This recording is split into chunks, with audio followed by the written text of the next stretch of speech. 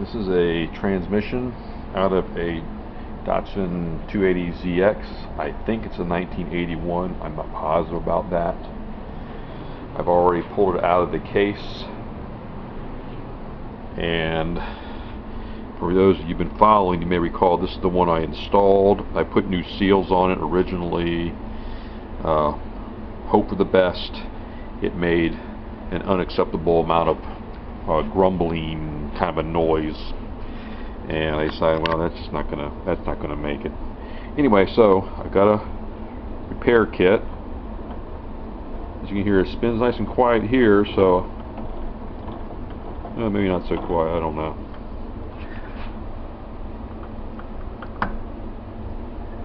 One of the things I'm interested in knowing about, for those of you who've seen it, I've got these little grooves here. I believe this is normal. I don't believe that's damaged. I've got them on the first, second, third gear, and the first gear has them as well. You can see right there.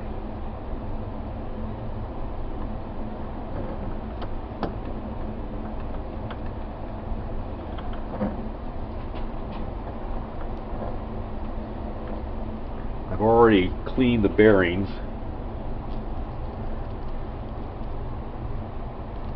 They sound pretty quiet to me now. At least these two up front. Does this one have the little cut in it? Nope. Oh, that's a straight cut. That's the reverse anyway. Let's see if this one has it. This is the fifth gear, overdrive gear. I don't see those cuts there. So they appear here and here. Now, I have a few questions, and maybe some people can comment if you know anything about transmissions or not. I've got the tools to remove this bearing. I've got a long puller that will pull this bearing off. There's some question as whether or not this is a right hand or left hand nut.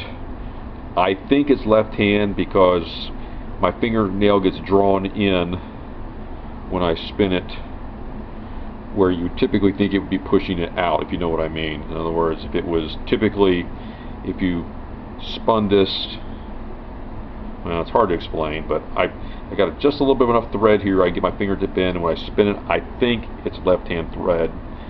It's a little unclear on the documentation as to exactly when the 280ZX, that's the, I can't remember right, the FS5W71B transmission, went to a left-hand thread on this main nut. I've already loosened up the stake on this thing here, so hopefully I'll be able to get that nut off. I can get this one off. I'm sure I can get these off with my pullers. The issue becomes, once I get all this off, get the shift fork rods out of the way, and it's time to extract the main shaft. The manual, the factory service manual, shows you just basically just wailing on this thing with a hammer, you know, a soft hammer, of course, not a hard hammer, and pushing this out of that bearing. There must be a press fit into that bearing. Okay, fair enough. That doesn't sound too difficult. And it kind of shows on the counter shaft that coming out at the same time. So I guess the way the gears, with them locked in place, the shafts kind of move together, so maybe that's how that works. It pulls it out. Alright, no big deal. I'm pretty sure I'll be able to get them out. A few things I'm concerned about is making sure this all goes back the same way. So when I put it back together, the factory service manual has like, you put on these 3 gears here, these are off, and you press this in with a special tool and a hydraulic press, blah blah blah. Now, I've seen another guy, I think his channel is called Village Land. It's there's no sound, it's not in English, so I don't think I could follow it if he was speaking anyway. And he uses this nut in what appears to be a series of spacers, I guess, that goes to the inside race of that bearing, and basically use the nut to pull it on. So as you tighten this up, the shaft would pull in, put a different spacer, pull it some more. That sounds like a viable approach. Of course, I mean, I don't have the spacers, I'll have to get a piece of pipe or something, rig something up there. Maybe a series of washers that were the right diameter I could put in there. I don't know. But that seems like a pretty good approach, because you're not pressing in against the bearing race. You're literally pulling the shaft through the race, which seems like it impart the least amount of stress to the ball bearing. It does show him hammering rather vigorously at times what appears to be on the counter shaft here to get that to go in, and he doesn't kind of go them together at the same time, which I assume that's the way it has to be. But for those of you who might have worked on these before, if you have any hints about just exactly how am I supposed to, do I need to get a hydraulic press? Do I need to build the special adapter that they show in the factory service manual that holds this thing vertically and lets you press all this? I mean, gosh, that sounds like a big deal to make a special tool, which I do not have the ability to fabricate at this time. Anyway, like I said, this one here, I do think that's left-hand thread based on the way I stick my fingernail in here and how it pulls my nail or pushes it in or out when I'm spinning the shaft. I can't do it with one hand, so I can't show you. But hopefully that's the left-hand nut, because the right-hand nut's no longer available. I don't think getting this one's a problem at all. They seem to have that one pretty easy. And I wish I could demonstrate the sound this bearing makes.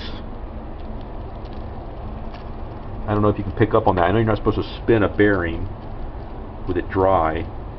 I guess that's not going to hurt it that little bit. But that sure doesn't seem like that's that much of a problem.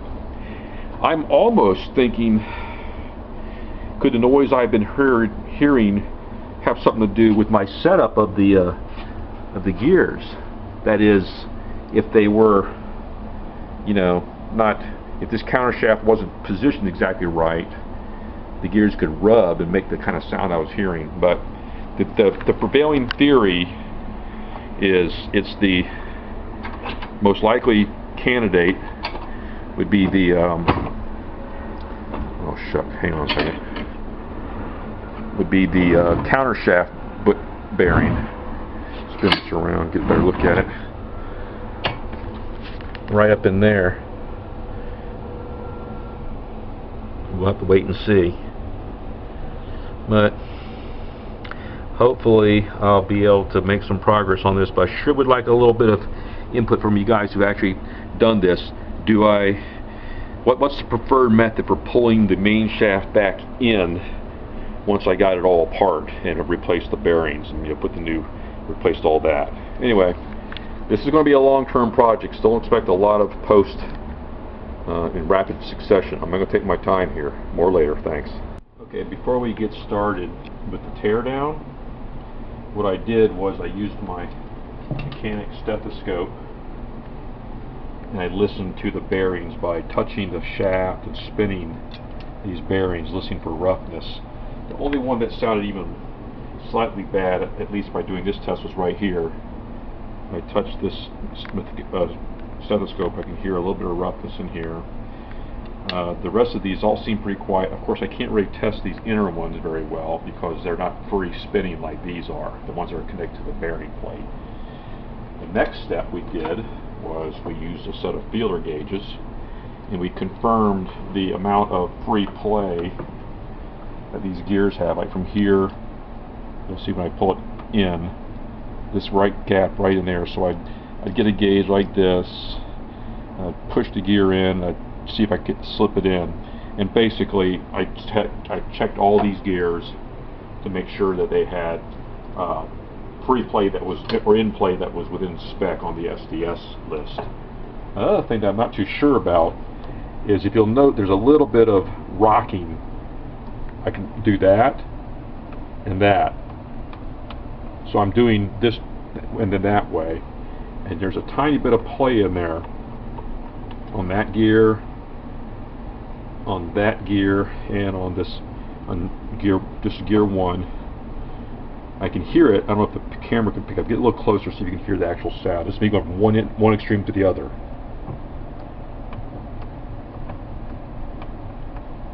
Anyway, so but the in play, the gaps here are good.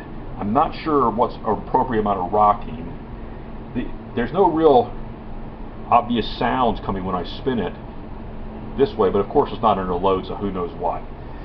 So now we've kind of talked about the disassembly part, the next thing I'm going to work on here is going to be to pull these forks out.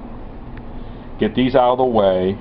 Once these are out of the way, I can easily lock the gears and I can work on removing the main. I'll take off this over here. I'll take off the Speedo worm gear, got a couple circlips here.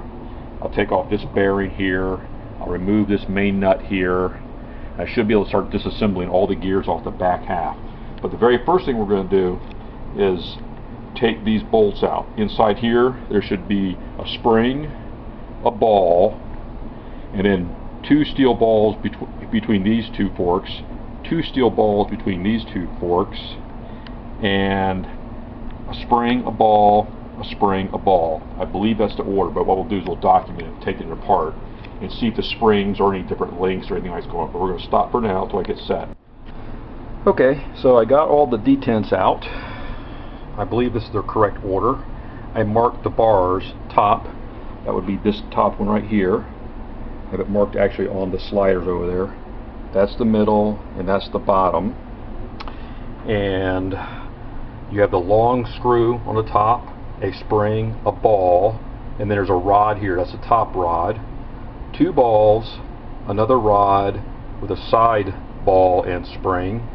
2 balls, the bottom rod, and another. And there is nothing on the bottom here. Only on the top did it have a place for it. The bottom of this was smooth. There's no place for a detent to fit into. Anyway, I believe that's correct. I can always double check it against the service manual. I couldn't tell any difference in the lengths of these springs. They seem to all be the same length. The balls are all the same. The only thing that's different here is that one screw, and then of course getting the order, putting them in the right way, which I don't think that would be too hard. I may live to regret that. But now everything's loose here. I have no more sliders. So the next thing we're going to start working on is to remove the Speedo gear, this gear, and then I'm going to see if I can get this out of the way. In fact, I might just go right to this just for fun, because this is the one that I think is a left-hand thread, and now I can get this big monster on here and give it a try. So I think I'll try that next and see if I am successful. Then I'm going to stop for this particular part later.